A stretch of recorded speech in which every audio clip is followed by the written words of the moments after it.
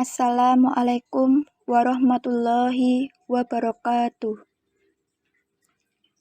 Kami dari kelompok 6 ingin menyampaikan presentasi mengenai materi peradaban Islam pada masa dinasti Umayyah 661 Masehi sampai 750 Masehi. Sebelumnya, perkenalkan kami dari kelompok 6 kelas perbankan syariah 1C yang beranggotakan Arvin Salman Prakoso, absen 6 dengan NIM 215231086. Aulia Rahmawati, absen 26 dengan NIM 215231106. Tias Kartikasari, absen 35 dengan NIM 215231115. Di sini kami akan membahas materi mengenai peradaban Islam pada masa dinasti Umayyah yang meliputi A. Pendiri, B. Pola pemerintahan, C. Ekspansi wilayah, D. Peradaban yang meliputi peradaban ekonomi, peradaban keilmuan, peradaban hukum, dan peradaban sosial. E. Keruntuhan. Pendiri dinasti Bani Umayyah. Bani Umayyah didirikan oleh Muawiyah bin Abu Sufyan pada tahun 41 Hijriah atau 661 Masehi di Damaskus. Biografi Muawiyah bin Abu Sufyan. Beliau bergelar Muawiyah I.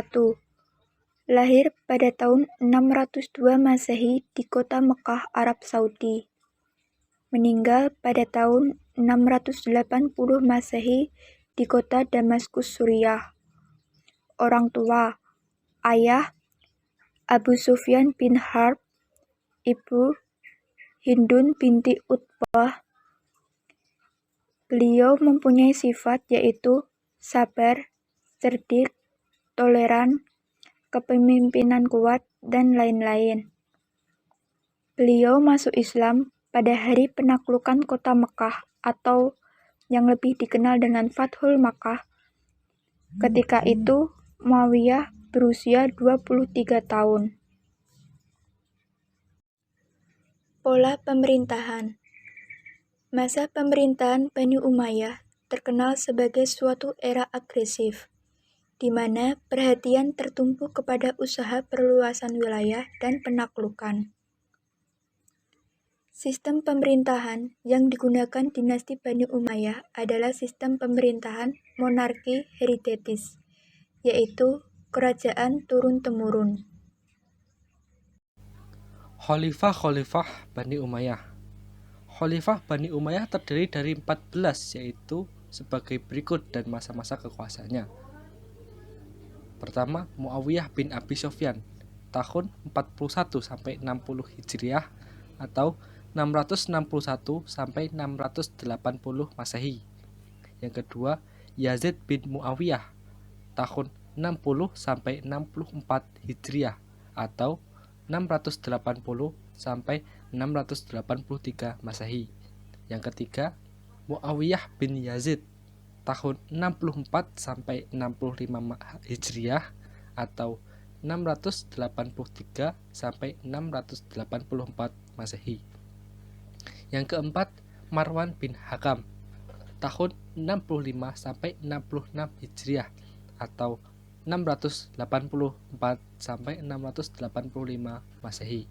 Yang kelima, Abdul Malik bin Marwan, tahun 66 sampai 86 Hijriah atau 685 sampai 705 Masehi. Yang keenam, Walid bin Abdul Malik, tahun 86 sampai 97 Hijriah atau 705 sampai 715 Masehi. Yang ketujuh, Sulaiman bin Abdul Malik, tahun 97 sampai 99 Hijriah atau 715 sampai 717 Masehi. Yang kedelapan, Umar bin Abdul Aziz, tahun 99 sampai 101 Hijriah atau 717 sampai 720 Masehi. Yang ke-9, Yazid bin Abdul Malik tahun 101 sampai 105 Hijriah atau 720 sampai 724 Masehi. Ke-10, Hisyam bin Abdul Malik tahun 105 sampai 125 Hijriah atau 724 sampai 743 Masehi. Yang ke-11, Walid bin Yazid tahun 125 sampai 126 Hijriah atau 743 sampai 744 Masehi. Yang ke-12, Yazid bin Walid tahun 126 sampai 127 Hijriah atau 744 sampai 745 Masehi. Yang ke-13, Ibrahim bin Walid tahun 127 Hijriah atau 745 Masehi. Yang ke-14, Marwan bin Muhammad yang terakhir tahun 127 sampai 132 Hijriah atau 745 sampai 750 Masehi. Untuk ekspansi wilayah Bani Umayyah meliputi tanah Spanyol, seluruh wilayah Afrika Utara, Jazirah Arab, Suriah, Palestina, Anatolia, Mesir, Irak, Persia, Afghanistan, India, dan negeri-negeri yang sekarang dinamakan Turkmenistan, Uzbekistan, dan Kirgistan yang termasuk Soviet Rusia. Dan ekspansi dinasti Umayyah sendiri meliputi 3 front penting, yaitu pertama, front pertempuran melawan bangsa Romawi di Asia Kecil. Yang kedua, front Afrika Utara. Yang ketiga, front Timur. Untuk peradaban di sektor ekonomi, pertama, mencetak mata uang sendiri pada tahun 693 Masehi oleh Khalifah Abdul Malik. Akibatnya, masyarakat Arab sudah mulai mengenal sistem perhitungan. Yang kedua, seluruh sumber-sumber pendapatan Bani Umayyah dikelola oleh Departemen Pendapatan Negara atau Diwan Al-Kharaj, dan hasil pengumpulan dari sumber-sumber tersebut disimpan di Baitul Mal atau Kantor Pembendaharaan Negara.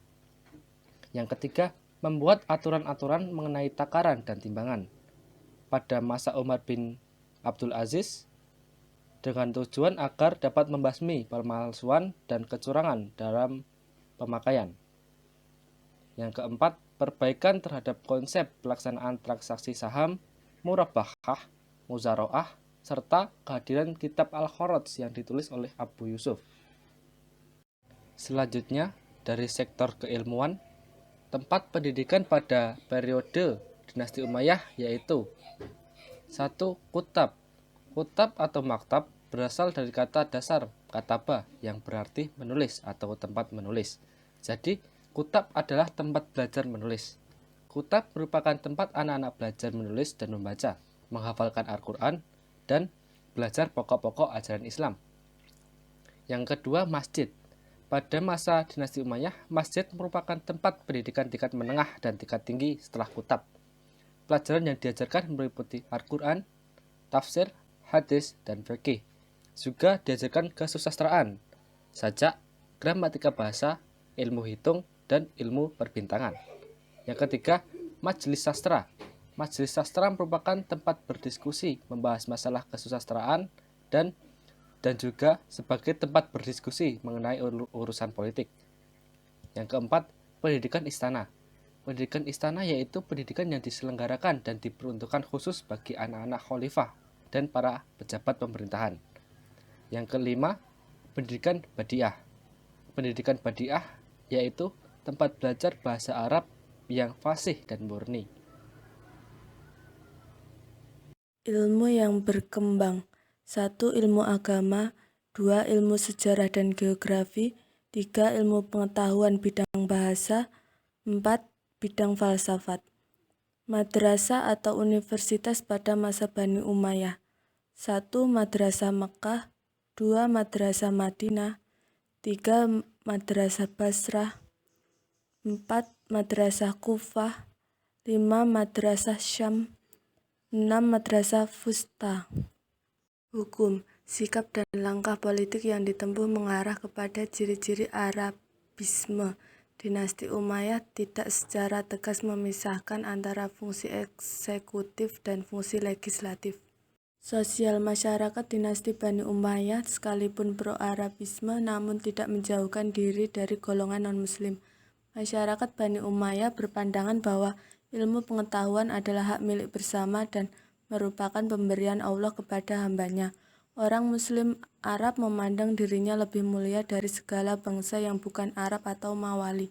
Masyarakat terbagi ke dalam 4 kelas sosial, membuka terjadinya kontak antara bangsa-bangsa Muslim atau Arab dengan negeri-negeri taklukan. Sebab runtuhnya Bani Umayyah. 1. Khalifah memiliki kekuasaan absolut. 2. Gaya hidup mewah para khalifah. 3. Tidak adanya ketentuan yang tegas mengenai sistem pengangkatan khalifah. 4. Banyaknya gerakan pemberontakan selama masa-masa pertengahan hingga akhir pemerintahan Bani Umayyah. 5. Pertentangan antara Arab Utara atau Arab Mudariyah dan Arab Selatan atau Arab Himariyah. 6. Banyaknya tokoh agama yang kecewa dengan kebijaksanaan para penguasa Bani Umayyah. 7. Pembunuhan yang dilakukan oleh Yazid ibnu Muawiyah terhadap Al-Husain, cucu Rasulullah. Sekian presentasi dari kelompok kami.